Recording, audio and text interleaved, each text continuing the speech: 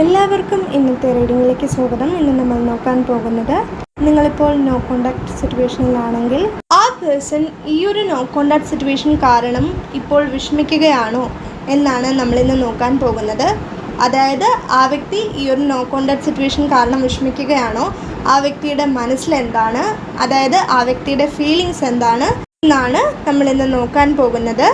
Reading start ചെയ്യുന്നതിന് മുൻപ് നിങ്ങൾക്ക് ഈ റീഡിംഗ് ഇഷ്ടമാവുകയാണെങ്കിൽ, ഇതുപോലുള്ള റീഡിങ്സ് ഇനിയും കാണുന്നുണ്ടെങ്കിൽ ഈ ചാനൽ സപ്പോർട്ട് ചെയ്യുക.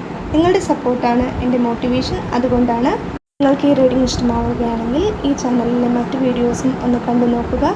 ഇഷ്ടമാവുകയാണെങ്കിൽ സബ്സ്ക്രൈബ് ചെയ്യുക. നമുക്ക് വേഗം തന്നെ ഇന്നത്തെ റീഡിങ്ങിലേക്ക് കിടക്കാം. ആ വ്യക്തി ഈ ഒരു നോ കോണ്ടാക്ട് സിറ്റുവേഷൻ കാരണം ഇപ്പോൾ വിഷമിക്കുന്നുണ്ടോ എന്ന് ചോദിച്ചാൽ, അല്ലെങ്കിൽ നിങ്ങളോട് സംസാരിക്കാത്തത് കാരണം, അല്ലെങ്കിൽ നിങ്ങളെ കാണാൻ സാധിക്കാത്തത് കാരണം ആ വ്യക്തി വിഷമിക്കുന്നുണ്ടോ എന്ന് ചോദിച്ചാൽ, ഈ കാർഡിൽ നിന്ന് തന്നെ നിങ്ങൾക്ക് അതിനുള്ള ഉത്തരം ലഭിച്ചിട്ടുണ്ടാവും എന്നാണ് എനിക്കിവിടെ മനസ്സിലാകുന്നത്. ഇനി നിങ്ങൾക്ക് ലഭിച്ചിട്ടില്ലെങ്കിൽ, അതായത് ഈ ഒരു കാർഡിൽ നിന്ന് നിങ്ങൾക്ക് ആ ഒരു എനർജി ലഭിച്ചിട്ടില്ലെങ്കിൽ, ഞാൻ പറയാം, ആ വ്യക്തി ഈ ഒരു നോ കോണ്ടാക്ട് സിറ്റുവേഷൻ കാരണം ഒരുപാട് വിഷമിക്കുന്നുണ്ടെന്ന് പറഞ്ഞാൽ എനിക്ക് വാക്കുകൾ കൊണ്ട് പറഞ്ഞ് മനസ്സിലാക്കി തരാൻ സാധിക്കില്ല. അത്രമാത്രം ആ വ്യക്തി വിഷമിക്കുന്നുണ്ട് എന്നുള്ളതാണ്.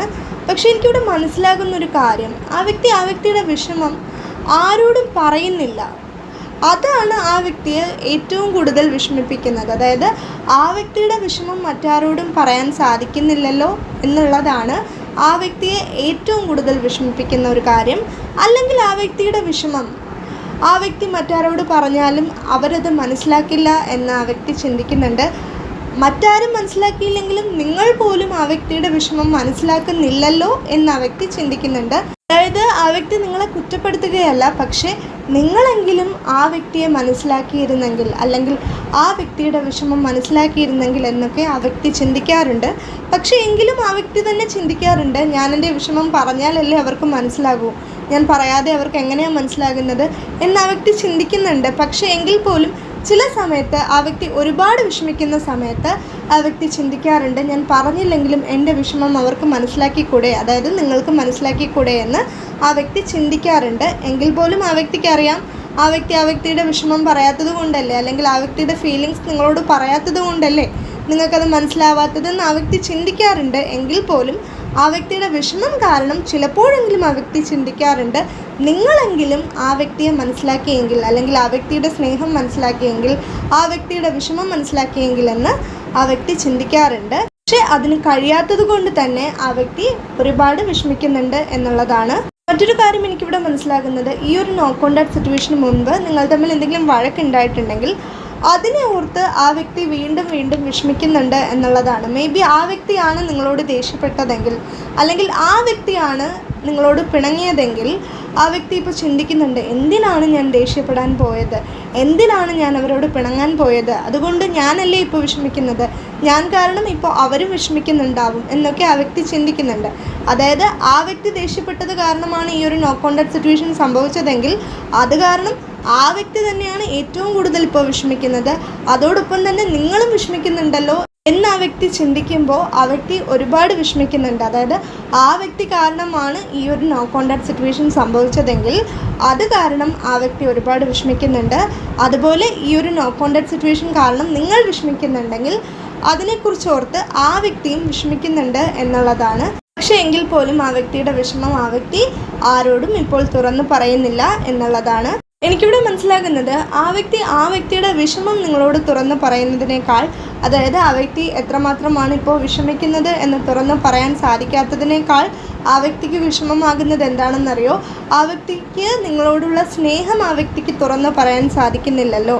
അതായത് നിങ്ങളെ എത്രമാത്രമാണ് ആ വ്യക്തി സ്നേഹിക്കുന്നതെന്നും, ആ വ്യക്തിക്ക് എത്രമാത്രമാണ് നിങ്ങളെ മിസ് ചെയ്യുന്നതെന്നും, അല്ലെങ്കിൽ ആ വ്യക്തി എത്രമാത്രമാണ് നിങ്ങളെക്കുറിച്ച് ചിന്തിക്കുന്നതെന്നും ആ വ്യക്തിക്ക് പറയാൻ സാധിക്കുന്നില്ലല്ലോ എന്നോർത്താണ് ആ വ്യക്തി ഏറ്റവും കൂടുതൽ വിഷമിക്കുന്നത്. അതായത് ആ വ്യക്തിയുടെ വിഷമം നിങ്ങളോട് തുറന്ന് പറയാൻ സാധിക്കാത്തതിനേക്കാൾ ആ വ്യക്തിക്ക് വിഷമമാകുന്നത് ആ വ്യക്തിയുടെ സ്നേഹം നിങ്ങളോട് തുറന്ന് പറയാൻ സാധിക്കാത്തത് കൊണ്ടാണ്. മറ്റൊരു കാര്യം എനിക്കിവിടെ മനസ്സിലാകുന്നത്, നിങ്ങൾ ആ വ്യക്തിയെ മറക്കുമോ എന്ന് ആ വ്യക്തി ചിന്തിക്കുന്നുണ്ട്. അതായത് ഇനി നിങ്ങൾ ആ വ്യക്തിയോട് സംസാരിക്കില്ലേ, ഈ ഒരു നോ കോണ്ടാക്ട് സിറ്റുവേഷൻ നീണ്ടുപോകുമോ, അല്ലെങ്കിൽ നിങ്ങൾ ആ വ്യക്തിയെ മറക്കുമോ എന്ന് ആ വ്യക്തി ചിന്തിക്കുന്നുണ്ട്. അതിനെക്കുറിച്ച് ഓർക്കുമ്പോൾ ആ വ്യക്തി ഒരുപാട് വിഷമിക്കുന്നുണ്ട് എന്നുള്ളതാണ്. അതായത് നിങ്ങൾ ആ വ്യക്തിയെ മറക്കരുത് എന്ന് ആ വ്യക്തി ആഗ്രഹിക്കുന്നുണ്ട്. നിങ്ങളെ ആ വ്യക്തിക്ക് മറക്കാൻ സാധിക്കുന്നില്ല. ആ വ്യക്തി ഇനി നിങ്ങളെ മറക്കാൻ ശ്രമിക്കുന്നുണ്ടായിരിക്കാം, പക്ഷേ ആ വ്യക്തിക്ക് ഇതിന് സാധിക്കുന്നുണ്ടാവില്ല. അതുകൊണ്ട് തന്നെ നിങ്ങളും ആ വ്യക്തിയെ മറക്കാതിരുന്നെങ്കിൽ എന്ന് ആ വ്യക്തി ചിന്തിക്കുന്നുണ്ട് എന്നുള്ളതാണ്.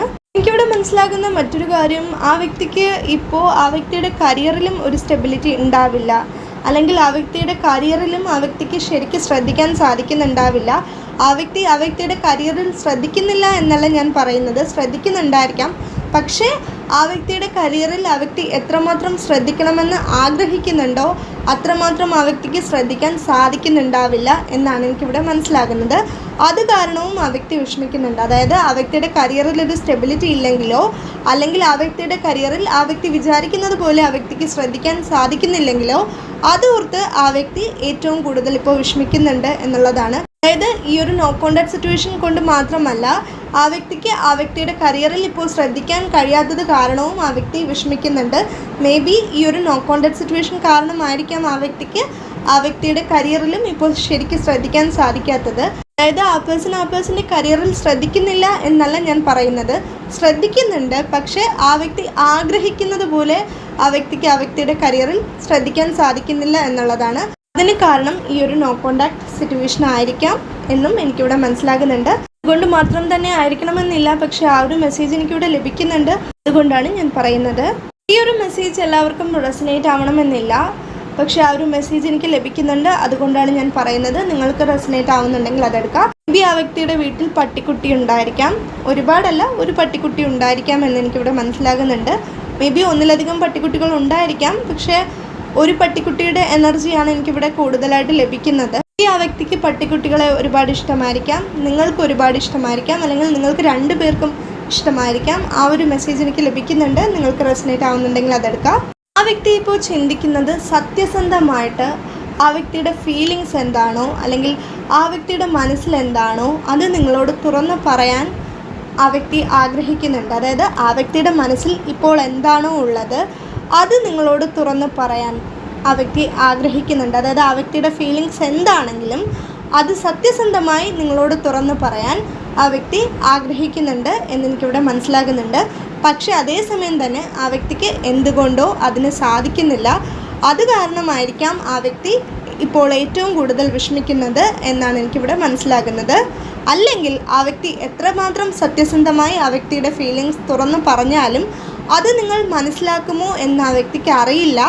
അതുകൊണ്ടായിരിക്കാം ആ വ്യക്തി ഇപ്പോൾ ഏറ്റവും കൂടുതൽ വിഷമിക്കുന്നത്. ഈ ഒരു നോ കോണ്ടാക്ട് സിറ്റുവേഷൻ എത്രയും പെട്ടെന്ന് മാറണം, അല്ലെങ്കിൽ നിങ്ങൾ ആ വ്യക്തിയോട് സംസാരിക്കണം, അല്ലെങ്കിൽ ആ വ്യക്തിക്ക് നിങ്ങളോട് സംസാരിക്കണം, അല്ലെങ്കിൽ ഈ ഒരു നോ കോണ്ടാക്ട് സിറ്റുവേഷൻ മാറി ഒരു ന്യൂ ബിഗിനിങ് നിങ്ങളുടെ റിലേഷൻഷിപ്പിൽ ഉണ്ടാകണം. അതായത് ഒരു പുതിയ തുടക്കം നിങ്ങളുടെ റിലേഷൻഷിപ്പിൽ ഉണ്ടാകണമെന്ന് ആ വ്യക്തി ഇപ്പോൾ വളരെയധികം ആഗ്രഹിക്കുന്നുണ്ട് എന്നാണ് എനിക്കിവിടെ മനസ്സിലാകുന്നത്. മേ ബി ഇത് നിങ്ങളുടെ എനർജിയുമായിരിക്കാം, നിങ്ങളും ഇത് ആഗ്രഹിക്കുന്നുണ്ടായിരിക്കാം. നിങ്ങളും ഈ ഒരു നോ കോണ്ടാക്ട് സിറ്റുവേഷൻ കാരണം ഇപ്പോൾ വിഷമിക്കുന്നുണ്ടായിരിക്കാം. നിങ്ങൾ രണ്ടുപേരും ചിന്തിക്കുന്നത് ഇപ്പോൾ ഒരുപോലെ ആയിരിക്കാം. ആ ഒരു മെസ്സേജും എനിക്കിവിടെ ലഭിക്കുന്നുണ്ട്. അതായത് ആ വ്യക്തി ചിന്തിക്കുന്നത് പോലെ തന്നെ ആയിരിക്കാം നിങ്ങളും ഇപ്പോൾ ചിന്തിക്കുന്നത്. ഈ ഒരു നോ കോണ്ടാക്ട് സിറ്റുവേഷനെ കുറിച്ച് നിങ്ങളും ഒരുപാട് ചിന്തിക്കുന്നുണ്ട്, ആ പേഴ്സണും ഒരുപാട് ചിന്തിക്കുന്നുണ്ട് എന്നെനിക്കിവിടെ മനസ്സിലാകുന്നുണ്ട്. ആ ഒരു മെസ്സേജ് എനിക്കിവിടെ ലഭിക്കുന്നുണ്ട്. അതുകൊണ്ടാണ് ഞാൻ പറയുന്നത്. നിങ്ങൾക്ക് റെസനേറ്റ് ആവുന്നുണ്ടെങ്കിൽ അതെടുക്കാം. ഇവിടെ എനിക്ക് ലഭിച്ച മെസ്സേജസ് ആണ് ഞാൻ നിങ്ങളോട് പറഞ്ഞത്. ഇതിൽ നിങ്ങൾക്ക് റെസനേറ്റ് ആവുന്നത് എന്താണോ അത് മാത്രം നിങ്ങൾ എടുക്കാം. ഇതൊക്കെയാണ് നമ്മുടെ ഇന്നത്തെ റീഡിംഗ്. നിങ്ങൾക്ക് ഈ റീഡിംഗ് ഇഷ്ടമായിട്ടുണ്ടെങ്കിൽ, ഇതുപോലുള്ള റീഡിങ്സ് ഇനിയും കാണുന്നുണ്ടെങ്കിൽ ഈ ചാനൽ സപ്പോർട്ട് ചെയ്യുക, സബ്സ്ക്രൈബ് ചെയ്യുക. നിങ്ങൾക്ക് ഈ റീഡിംഗ് ഇഷ്ടമായിട്ടുണ്ടെങ്കിൽ ഇത് മറ്റുള്ളവർക്കും ഷെയർ ചെയ്ത് കൊടുക്കുക. എല്ലാവരും എപ്പോഴും സന്തോഷമായിട്ടിരിക്കുക. Bye bye.